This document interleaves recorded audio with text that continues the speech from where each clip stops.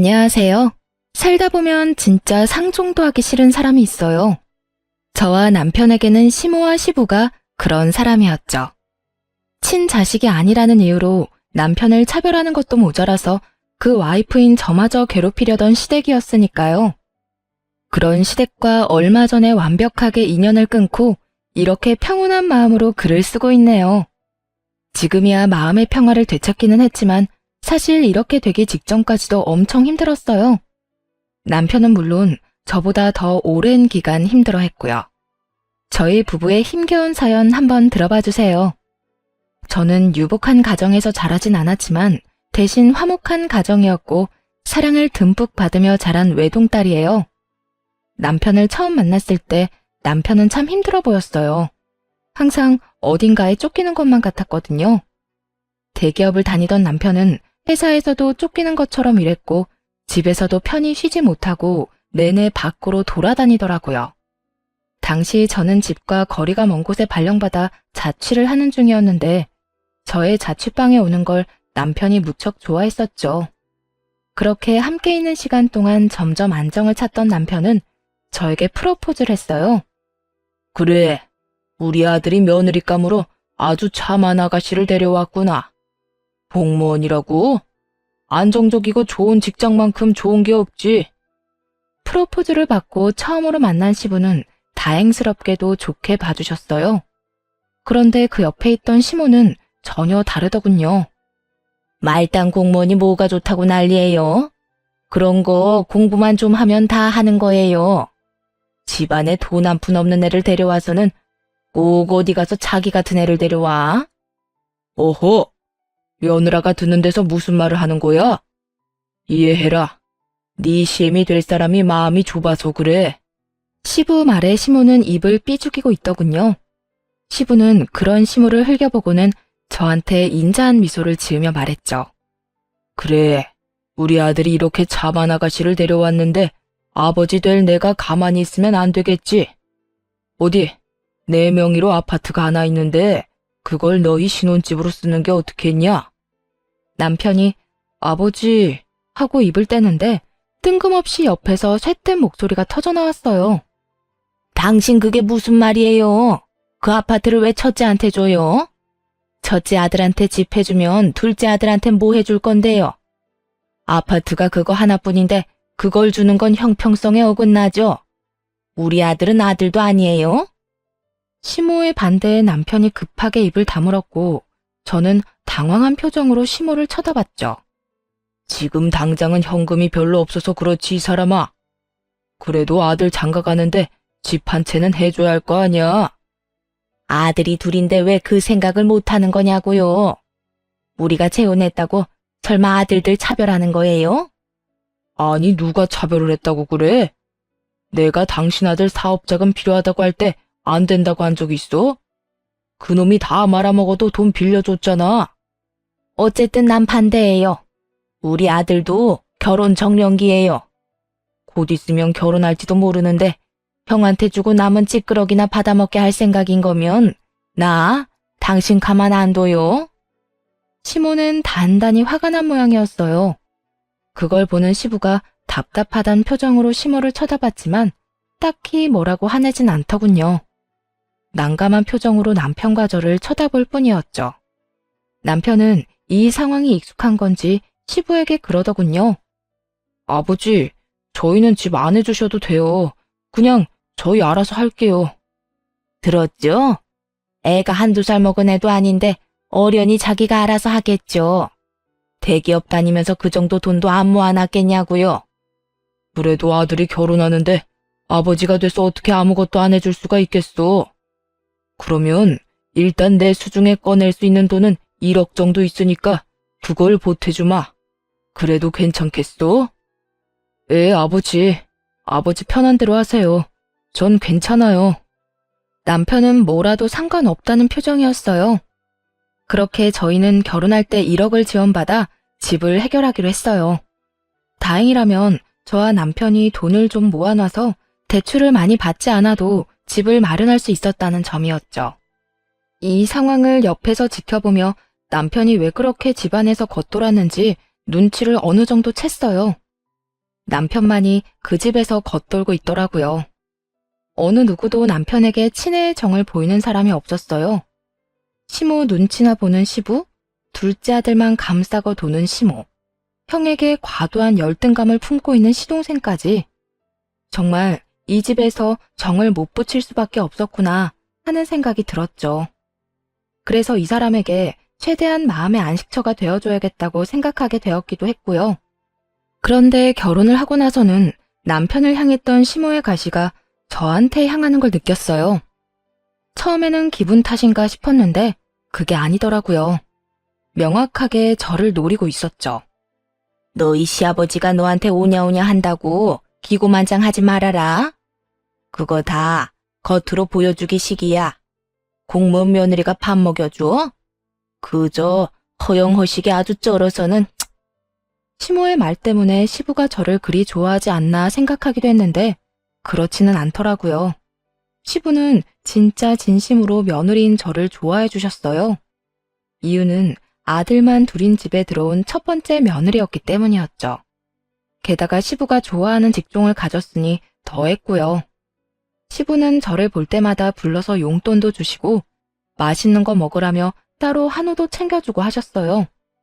그런데 그걸 옆에서 보는 시모는 정말로 눈에 쌍심지를 켜고 그걸 막으려고 하더군요.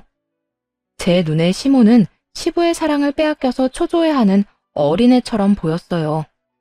시부가 제게 잘해줄 때마다 시모는 저를 더 괴롭혔거든요. 시부가 없는 자리에서는 이미 했던 설거지 트집 잡아 한 번 더 시키거나 복장이나 머리를 지적하기도 했고 말이에요. 뭐 그런 사소한 것들은 참아줄 수 있었어요. 하지만 정작 참을 수 없는 부분은 따로 있었죠. 명절 때 일이었는데 시댁에서 명절을 지내고 친정으로 가기 위해 일어난 참이었어요. 몸이 좋지 않아 누워있던 시부는 멀리 나가지 않는다며 밖에 준비해둔 선물 잘 들고 가라고 하시더군요.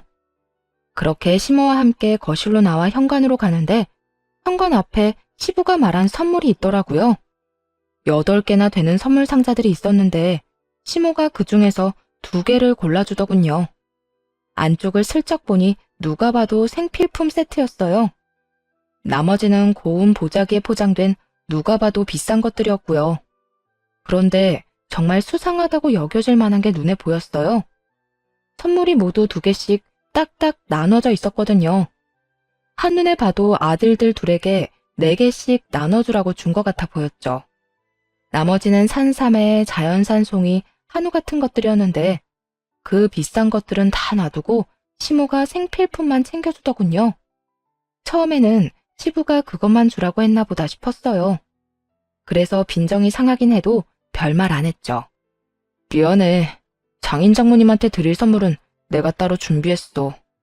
남편 말에 저는 의아한 표정으로 남편에게 물어봤어요. 당신이 왜 그걸 따로 준비해? 우리가 같이 준비한 선물 있잖아. 아니, 아버지가 주신 거. 사실은 아버지 의도는 아닐 거거든. 어머니가 내 건 항상 저렇게 중간에서 가로채서 동생한테 줘서 아마 이번에도 예전처럼 행동하신 걸 거야. 내가 미리 사과할게. 그리고 왠지 그럴 것 같아서 선물도 하나 더 사놨고. 뭐? 여태까지 계속 당신이 그런 취급당했다고? 아버님은 계속 모르시고? 그거 이야기해야 하는 거 아니야? 이야기해봐야 아버지한테 안 먹혀. 내가 저번에 이야기했지만 우리 부모님 재혼 부부거든. 그것도 불륜으로 만나서 열렬히 사랑해서 재혼한 케이스. 그래서 그런지 어머니 말이라면 아주 똥으로 매주를 만든데도 믿는 신용이라도 하는 사람인 거지. 아들보다 여자가 더 중요한 사람이라. 제가 생각한 것과는 딴판인 시부의 모습에 솔직히 당황했어요. 남편은 그간 시부에게도 시모에게도 상처를 많이 받은 모양이더라고요. 그렇다고 이렇게 넘어갈 순 없었어요. 게다가 이게 시모 단독으로 벌인 일이라면 시부도 알아야 하는 게 맞잖아요. 시부가 알고도 별다른 액션을 취하지 않는다면 그냥 그뿐인 걸로 끝내더라도 말이에요. 그렇게 명절이 끝나고 며칠 뒤 주말에 친정엄마가 시댁에 전해주라고 한 선물은 차에 두고 제가 새로 산 생필품 세트를 2개 들고 시댁으로 찾아갔어요. 남편이 왜 장모님한테 받은 선물을 안 가져가냐고 묻길래 일단 따라오라고만 했죠. 그렇게 들어가서 시부를 만나고 생필품 세트 2개를 전해드리며 시부에게 웃으며 말했어요. 아버님, 이번 명절에 아버님이 보내주신 명절 선물 세트 너무 감사했다고 비슷한 거 보내셨어요. 하면서 명절 선물 세트를 건넸어요. 그랬더니 시모가 그런 저를 보며 비웃으며 그러더군요. 이거 봐요. 없는 집안의 딸 며느리로 데려오니 명절에 이런 선물만 주고 성의가 없네 성의가. 비웃는 시모를 보며 저는 싱긋 웃으며 시부에게 말했죠. 어머님, 그런데 저희가 몇만 원짜리 명절 선물 세트에 몇십만 원짜리 선물을 보내면 받는 사람도 준 사람도 당황스럽지 않을까요? 솔직히 저희 어머니가 그 전에 챙긴 선물이 있긴 한데 아버님이 주신 선물 보고 그거 줘도 될까 고민을 많이 하셨거든요. 그 이야기에 시부가 순간 미간을 찌푸리더군요. 그게 무슨 소리냐? 내가 자연산 송이에 한우, 산삼까지 준비해서 보냈는데 명절 선물 세트만 달랑 갔어? 전 잘 몰라요, 아버님. 그냥 어머님이 그날 현관에서 저한테 주시는 대로 받아왔거든요. 혹시 무슨 문제 있으시면 어머님한테 여쭤보시는 게 빠를 것 같아요. 그 말에 시모의 얼굴이 똥 씹은 표정이 되더군요. 이런 식으로 반격할 거라고는 상상도 못한 얼굴이었죠. 당신, 이게 무슨 소리야? 내가 사돈댁 드리라고 준비한 선물은 다 어쨌어? 선물요? 난 분명히 줬는데 너희가 못 받은 거 아니니?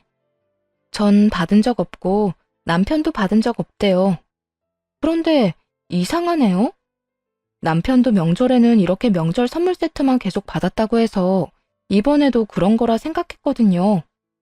첫 번째 타격에 이은 두 번째 타격을 맞은 시모가 동공지진을 일으키며 저를 쳐다보더군요.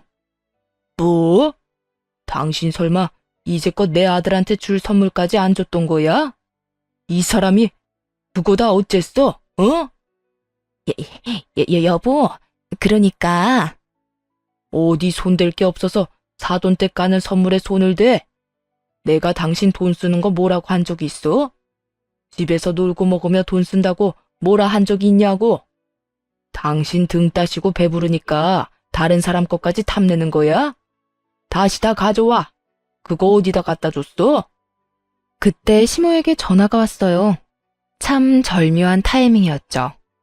게다가 시모의 아들인 둘째 아들이었죠. 시모는 살았다는 표정을 지으며 전화를 받았어요. 바보같이 그것도 스피커폰으로 말이죠. 아들, 엄마야. 무슨 일로 전화했어? 좋은 소식을 들고 전화한 거라고 생각한 모양인데 그 뒤에 들려온 시동생의 말에 거기 있던 사람 모두 얼어붙었어요. 엄마, 이번에 엄마가 준 산삼이랑 자연산 송이 더 없어? 그거 되파니까 돈 엄청 되던데? 2세트씩 4개 다 팔아서 용돈 많이 벌었거든. 더 있으면 좀 갖다 줘. 그 말에 시부 얼굴이 완전 시뻘겋게 터질 것처럼 변하더군요. 피가 머리로 몰렸는지 완전 화가 잔뜩 나 보였어요. 시모는 그 이야기 듣자마자 전화기를 뚝 끊어버렸어요.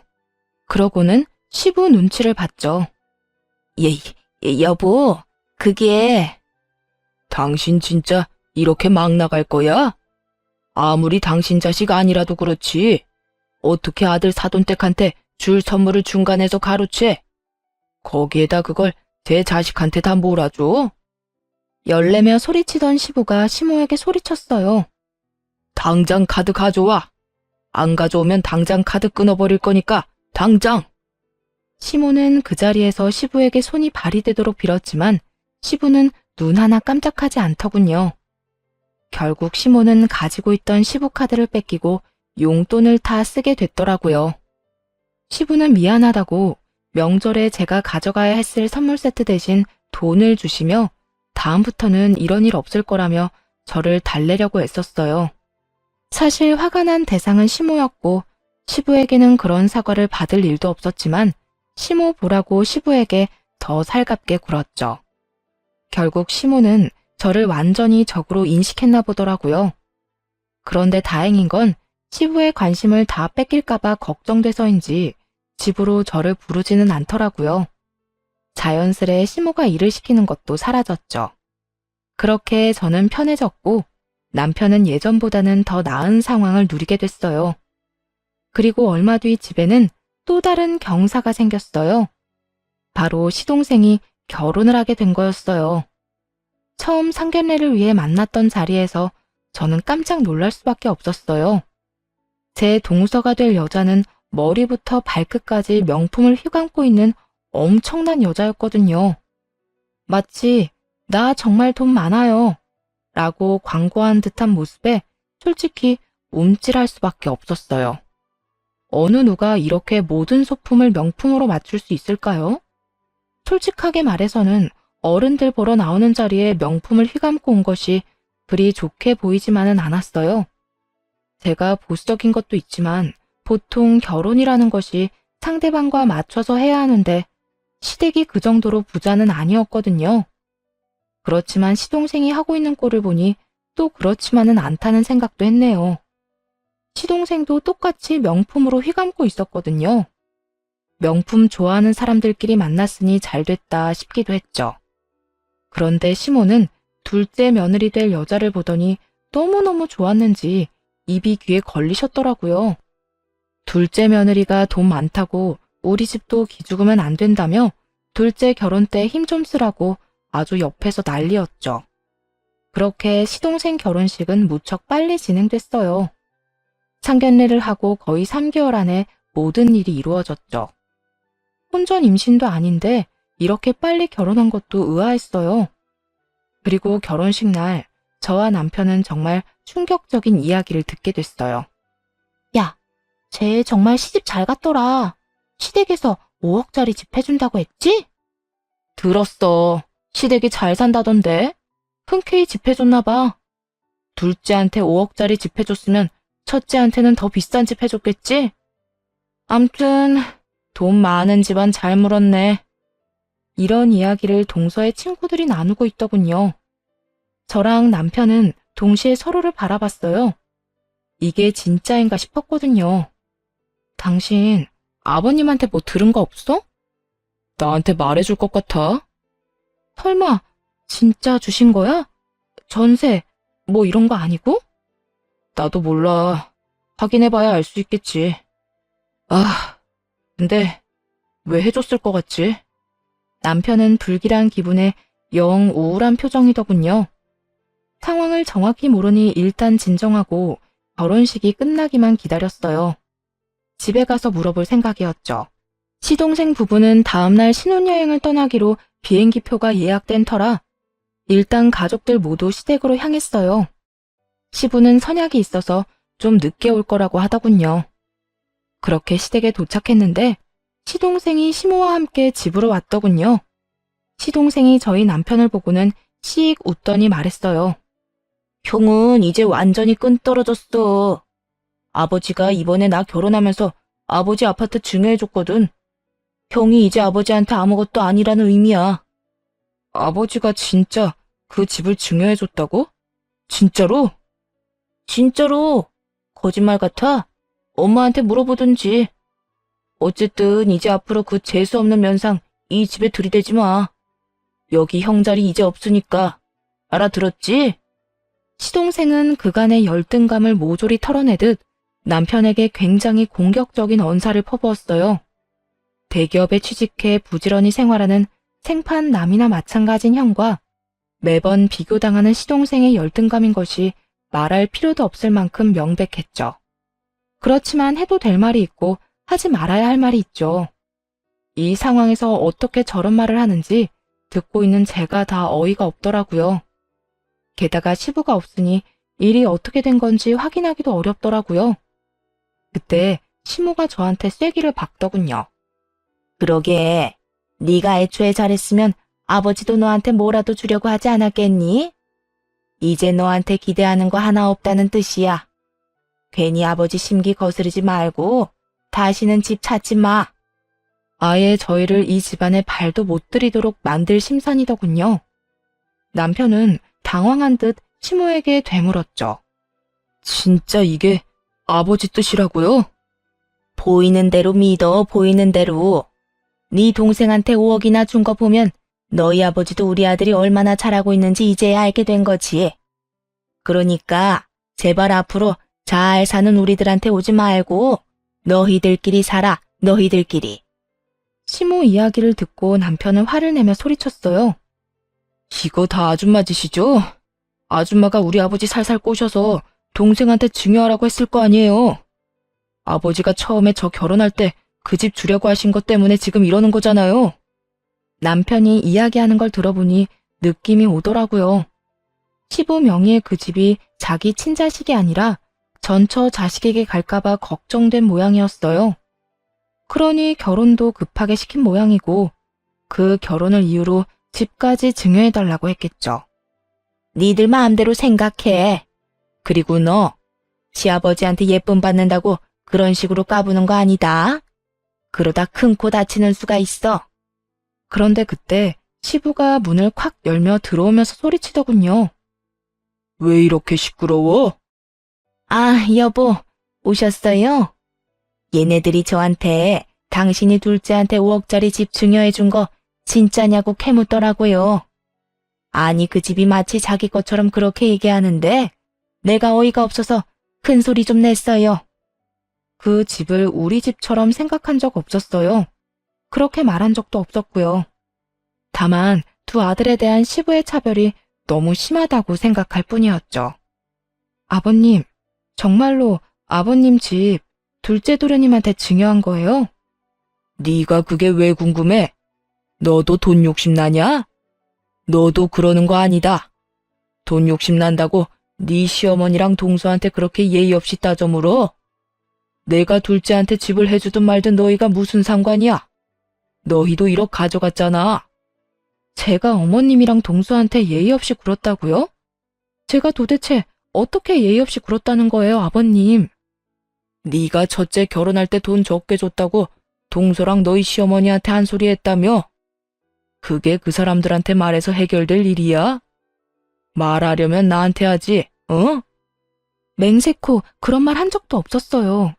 그 증여 사실조차 방금 전에 알았는데, 그리고 동서를 만난 건 결혼식에서 사진 찍을 때가 다였어요. 그런데 시부가 그렇게 이야기하니 정말 미치고 환장하겠더라고요. 게다가 완전 답정너였죠. 답은 정해져 있고 제가 그에 맞춰야 하는, 그렇지만 안 한 걸 했다고 할 수는 없잖아요.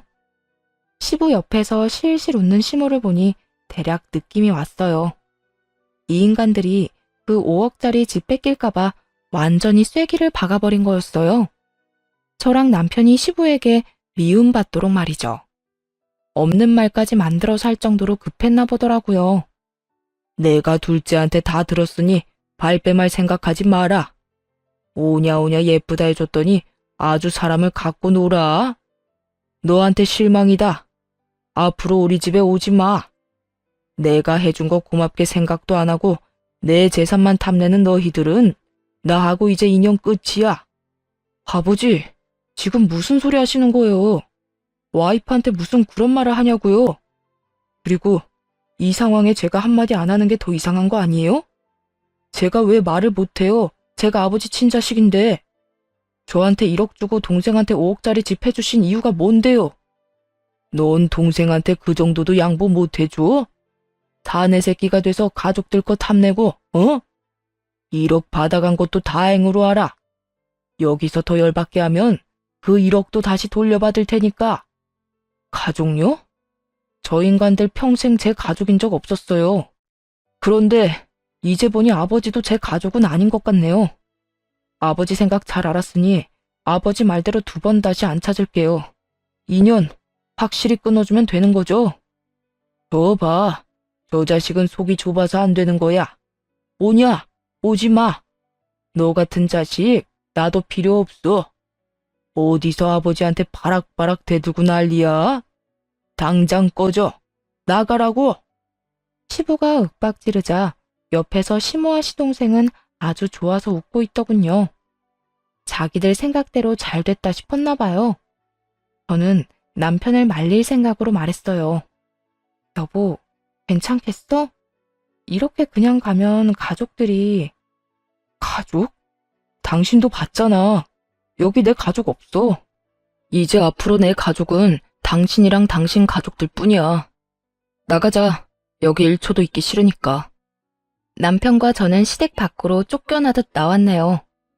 그리고 그날 이후로 완전히 시댁과 저희는 인연을 끊었죠. 상심하며 힘들어하는 남편을 위해 저와 친정 식구들은 남편과 함께 여행도 자주 갔어요. 맛있는 것도 많이 먹으러 갔고요. 그렇게 아이가 생기고 점차 남편의 상처도 아물고 있었어요. 새로 생긴 딸아이 보는 재미에 흠뻑 빠져서 그쪽 생각은 나지도 않았죠. 그런데 하루는 연락 올 일 없는 사람에게서 연락이 왔더군요. 바로 시모였어요. 처음에는 당연히 받지 않았어요. 이제와 연락하는 이유를 알 수 없었거든요. 혹시나 싶어 남편에게도 물었더니 남편에게도 연락이 왔었다고 하더군요. 남편도 전화를 안 받았대요. 보통 몇 번이나 연락을 안 받으면 연락을 안 할 줄 알았는데 더 집요하게 연락을 하더군요. 그러더니 어느 순간 연락이 끊겼어요. 그리고 그 다다음 날 주말 오후쯤 시모가 집으로 찾아왔더군요. 시부 돈으로 열심히 사치스럽게 살던 시모는 얼굴이 아주 헬쑥해진 데다가 몰골이 말이 아니었죠. 말이 곱게 나오지 않았어요. 솔직히 그렇잖아요. 영 끊게 만든 사람이 시모와 시동생인 걸 아는데 어떻게 고운 목소리가 나오겠어요? 여긴 어쩐 일로 오셨어요? 내가 못 올 것이라도 왔니? 아들 집에 오는 게 나쁜 일은 아니잖아. 아들요? 그래. 우리 아들 어디 있니? 어이가 없더라고요. 연락을 하지 말라느니 연 끊고 살라더니 왜 이제 와서 아들 타령하는 건지. 여보, 안 들어오고 뭐해? 남편이 제가 빨리 돌아오지 않자 현관문 쪽으로 나오며 물었어요. 그러고는 시모의 얼굴을 보고 얼굴을 딱 정색하더라고요. 아, 여보, 이분이 여기 와서 아들 찾으시는데? 여긴 왜 찾아오셨어요? 전화 그렇게 하시더니 얼마나 중요한 이야기 하시려고 여기까지 찾아오셨대? 중요한 말이야. 너희 아버지 암 걸리셨다. 대장암 2기래. 당분간 입원해서 치료해야 한다는데 네가 아들이잖아. 그러니까 네가 너희 아버지 평간호 좀 해. 남편은 시모의 말에 어이가 없는 듯 말문이 막힌 모습이었고 저는 화가 났어요. 아니, 이게 무슨 경우 없는 일이에요? 언제는 저희를 가족으로 인정 안 하시겠다면서요. 분명히 마지막에 봤을 때 저희한테 뭐라고 하셨어요? 2번 다시 집에 오지 말라면서요. 그땐 이런 일도 본인들이 다 감당하겠다고 생각하고 그런 말 한 거 아니에요? 화를 내며 그렇게 이야기하자 시모가 새초롬한 모습으로 받아치더군요. 그래도 네가 맏며느리면 맏며느리답게 행동해야지. 친아들이 당연히 부양을 해야 되는 거 아니니? 이번엔 제가 어이가 없어서 말문이 막히더군요. 그러자 남편이 시모에게 소리쳤어요. 의붓자식보다 못한 친아들 어디에다 쓰게요? 분명히 필요 없다고 말씀하셨고 저도 동의했어요. 저희 사이 인연 끊는 걸로. 그러니까 여기서 이렇게 귀찮게 굴지 마시고 본인들이 알아서 하세요. 본인들 가족끼리. 강경한 남편의 모습에 시모가 깜짝 놀라더군요. 현관문을 닫으려는 남편을 억지로 말리며 시모가 다급하게 말했어요. 그러면 한 번만 집에 가서 너희 아버지 얼굴 보고 가. 그래도 아버지 아프다는데 얼굴은 한번 봐야 되는 거 아니니? 너 이만큼 키워주신 분이야. 그것까지 없던 일이 되는 건 아니잖니? 남편은 갈등하고 있는 모습이었어요. 하긴 암에 걸렸다니 한번 가보긴 가봐야 할 것 같더라고요. 인연을 끊었다고 해서 천륜이 끊어지는 건 아닌지라 남편도 마음이 좀 약해진 모양이었어요. 딱 한 번이에요. 얼굴만 보고 갈 테니까 잠깐 기다리세요. 그것뿐이었는데도 시모는 굉장히 좋아하더군요. 저도 남편과 함께 정말 오랜만에 시부를 보러 병원으로 방문하게 됐어요. 거의 2년 만이었죠. 병실에 들어가니 시부가 앉아 있었고 저희 얼굴을 보고는 슬그머니 고개를 돌리시더군요. 본 척도 안 하고 인사도 안 하더라고요. 시모가 두 사람 사이에서 부산스럽게 움직이며 그러더군요. 여보, 당신 아들 왔어요. 예, 너도 멀뚱멀뚱 서 있지 말고 어서 앉아. 이것 좀 봐라. 네 아버지 이렇게 말라 비틀어져서 네 아버지 불쌍하지도 않니? 시모는 저희의 동정심을 자극하려고 아주 노력하고 있었어요. 솔직히 들을 가치도 없다고 생각했지만 제 부모님은 아니니 일단 시모의 헛소리를 듣고 있었고요. 시모는 점입 가경이었죠. 당신도 이제 걱정 말아요. 당신 아들이 이제 왔잖아요. 장남. 맏며느리랑 장남이 당신 잘 보살펴 줄 거야. 또 튀어나온 그 말에 남편이 코웃음을 치며 말했어요. 우리더러 자식도 아니라고 한 사람이 아버지예요. 어머님은 그 일에 한몫하셨고요. 그런데 왜 우리가 아버지를 보살펴요? 친아들보다 아끼는 둘째 아들은 어디 가고 두 분만 계세요? 걔들 없으면 우리도 아무것도 안 할 거니까 지금 당장 불러와요. 남편은 당장 시동생과 동서를 불러오라고 딱 잘라 말했어요. 동생네 없으면 지금 당장 가겠다고 으름장을 놓자 시모가 그제야 시동생에게 전화를 했어요. 시동생은 신드렁한 표정으로 느긋하게 병원으로 들어오더군요. 바쁜 사람은 왜 불러? 아버지 왜 안 모시냐? 네 일 아니야? 이게 왜 내 일이야? 형이 친아들이잖아. 그러면 친아들이 아버지 데려가는 게 맞는 말이지. 친아들이고 가짜 아들이고 뭐가 중요해? 받은 만큼 하면 되지. 네가 받은 5억, 딱 그만큼 아버지 책임져. 네가 그만큼 하면 난 아버지한테 받은 1억만큼 책임질게. 그게 공평하다고 생각하지 않아? 친아들보다 증여 많이 받아갔잖아. 형, 우리가 증여 좀 받아갔다고 아버지 재산이 없는 게 아니잖아. 아버지 돌아가시면 어차피 이 재산들 다 형 건데. 말은 똑바로 해. 너랑 어머니도 돈 받는 거거든? 나한테 아버지 모시게 하려면 5억 받은 거 토해내. 그거 아버지한테 돌려주면 내가 그 돈으로 아버지 모실게. 그걸로 수발들 때 드는 인건비며 병원비며 노동비까지 해야 하지 않겠어? 줬다 뺏는 게 어딨어, 형 것도 아닌데. 그리고 이미 그 돈은 없어. 형이 아무리 원해도 못 주지. 누가 나한테 달래? 아버지한테 돌려주라고. 아니면 집을 팔아서라도 가져와. 아니면 그 집을 다시 아버지한테 돌려주던가. 그 집이 아직 있을 것 같아? 벌써 팔아서 사업 미천으로 썼지.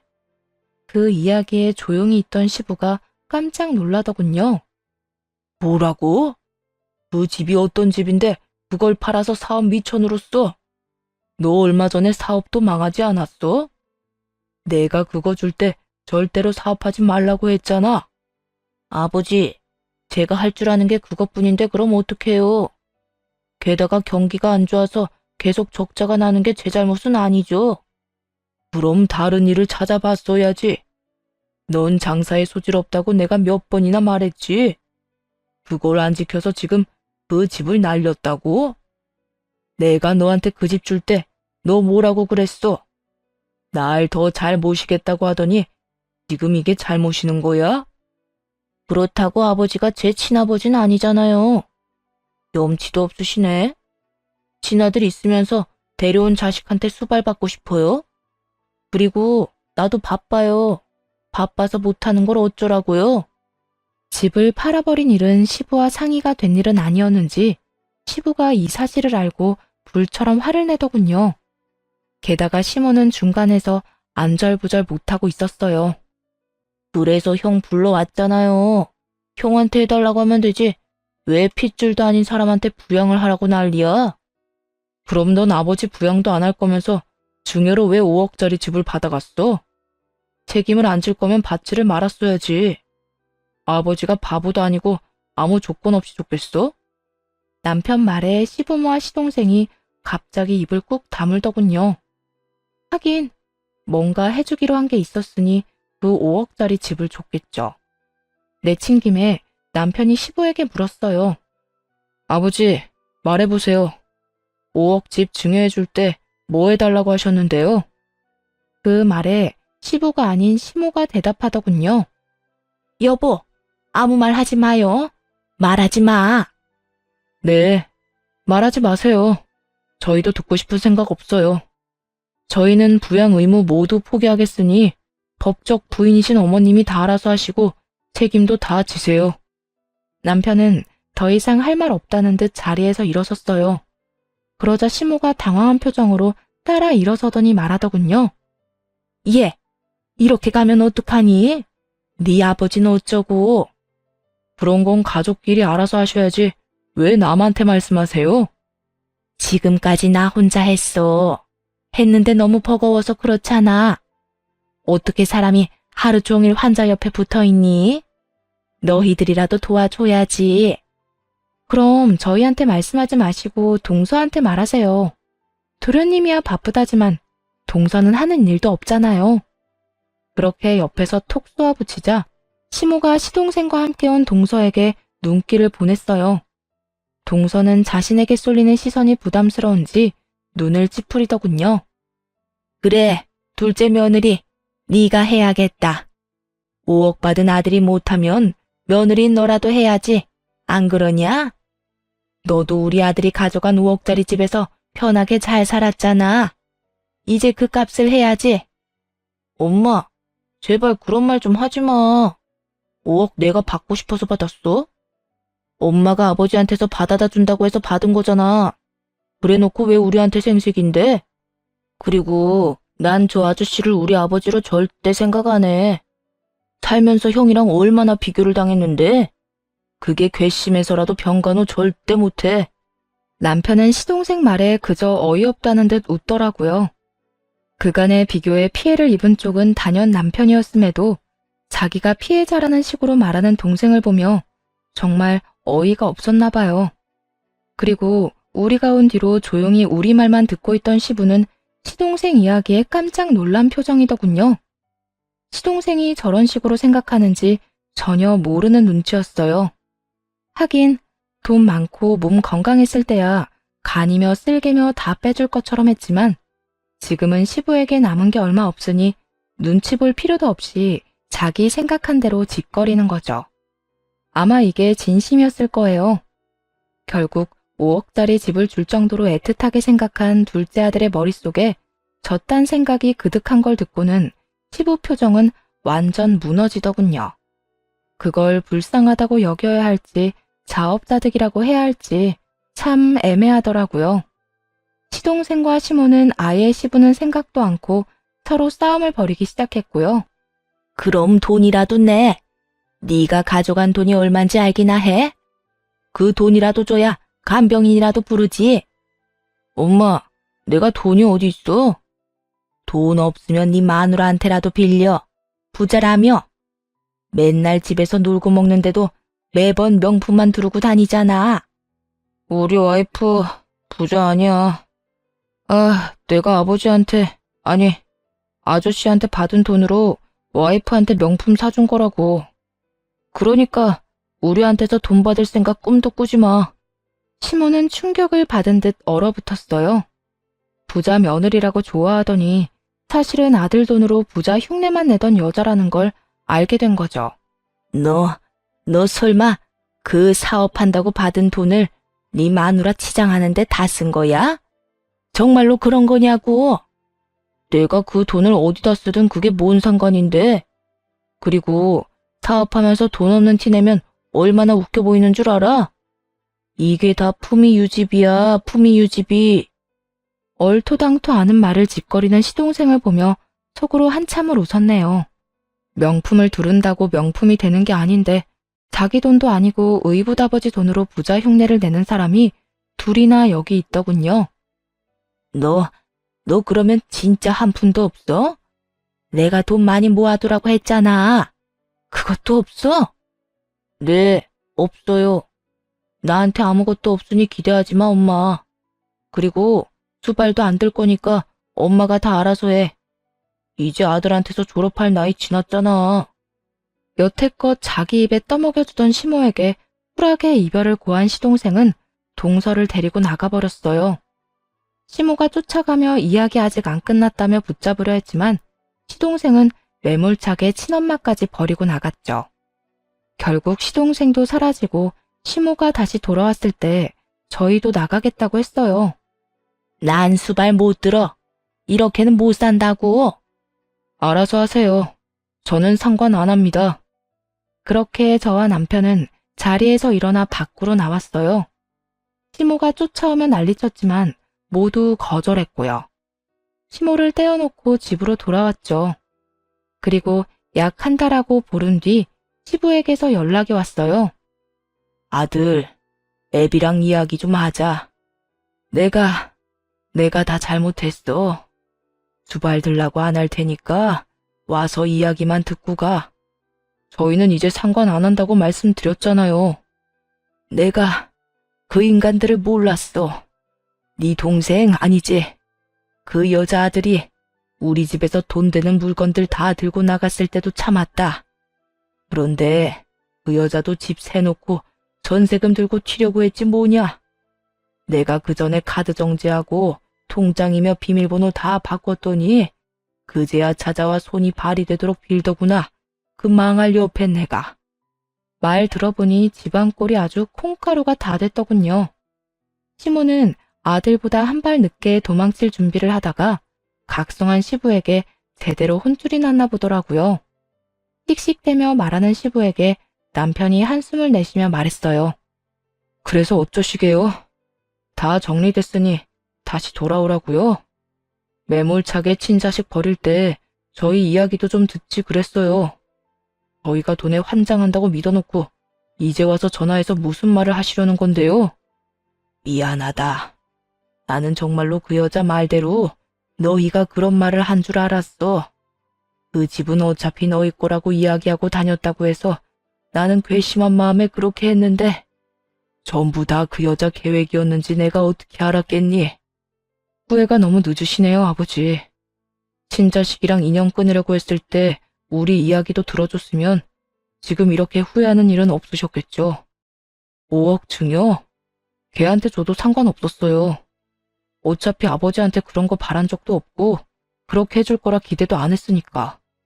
그런데 그 상황에서 제 와이프까지 의심하는 건 좀 아니었잖아요. 미안하다. 다 내 잘못이다. 나는 그동안 그 여자 말이 다 사실인 줄 알았어. 그러니까요. 아버지한테 저희는 그 정도 존재밖에 안 되잖아요.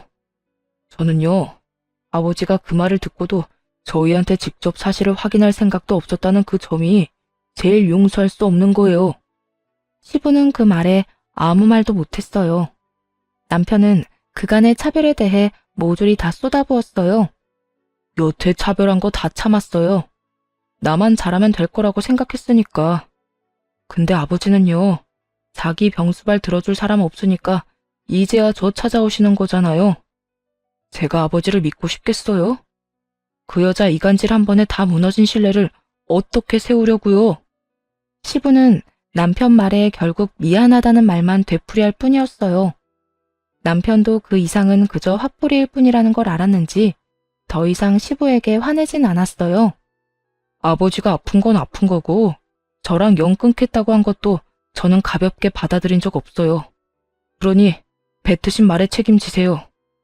결국 시부는 본전도 못 찾고 전화를 끊어야 했어요. 그 뒤로 저희는 시부에게 따로 연락은 안 했네요. 다만 몇 달 뒤 남편의 삼촌인 시부의 남동생이 찾아왔어요. 결국 믿을 만한 사람이 주변에 없어서 시부는 본인 남동생을 보호자로 불렀다고 하더라고요.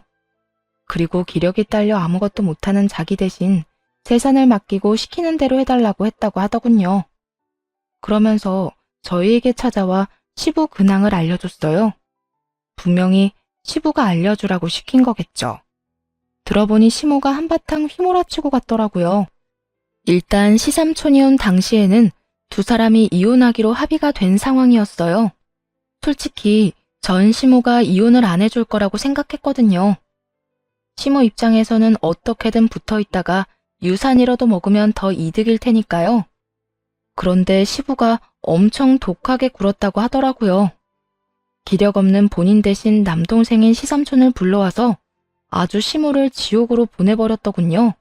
저희랑 마지막으로 연락한 그 다음날 시삼촌 불러다가 시댁집을 팔도록 했다고 해요. 시모가 무슨 권한으로 그러냐고 난리치니까 시부가 시삼촌에게 전세금을 받고 그 집을 내어줬답니다.